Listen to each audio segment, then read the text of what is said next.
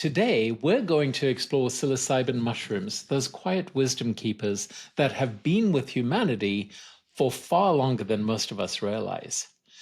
Did you know that psilocybin mushrooms grow naturally on all continents except Antarctica, and that scientists have no explanation for why these mushrooms produce psilocybin?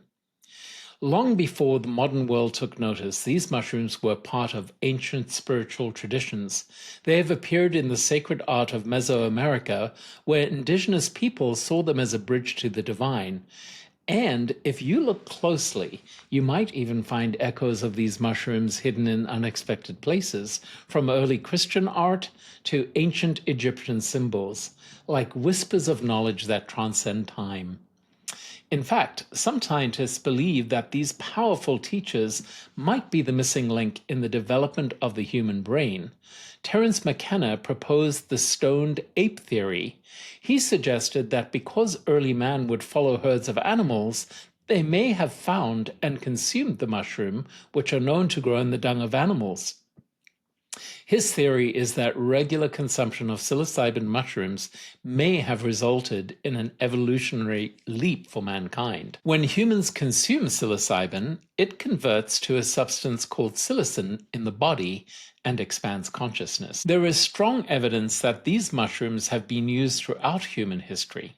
But it was not until 1955 when R. Gordon Wasson traveled to Mexico and participated in a ceremony with Maria Sabina, a Mazatec healer, that the sacred mushroom found its way to the USA.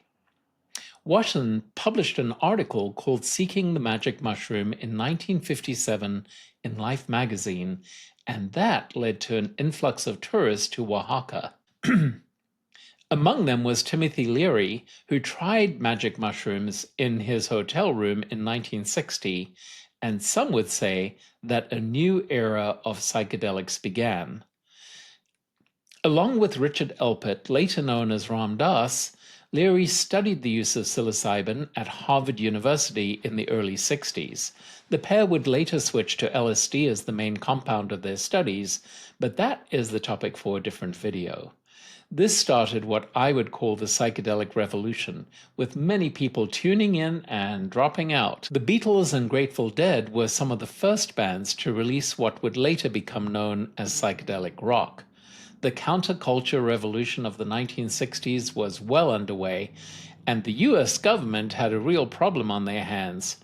These substances were teaching people that love was better than war, and this was not helpful considering that a major war was being fought in Vietnam. How on earth would you get people to wage war when all they wanted to do was love one another? So in 1970, laws were passed and the demonization of psychedelic substances began. Stories emerged of people jumping off buildings thinking they could fly, and other people having psychotic breaks. The US government effectively scared people enough that few would dare to try.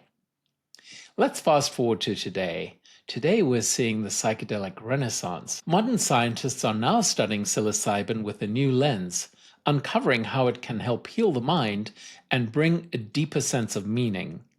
It's as if we're remembering something ancient that was once forgotten. There are currently at least 200 clinical trials underway in the world, and almost half of those are in the United States. Scientists are investigating using psilocybin to treat depression, anxiety, substance abuse, and even chronic pain, to name a few.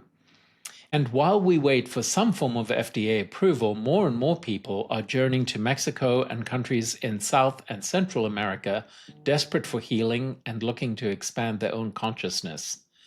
You might say that they are looking for answers as part of the Great Awakening. So, what happens when someone ingests psilocybin or magic mushrooms? The substance psilocin is interesting in that the molecule fits really neatly into the 5-HTA receptors of the human brain.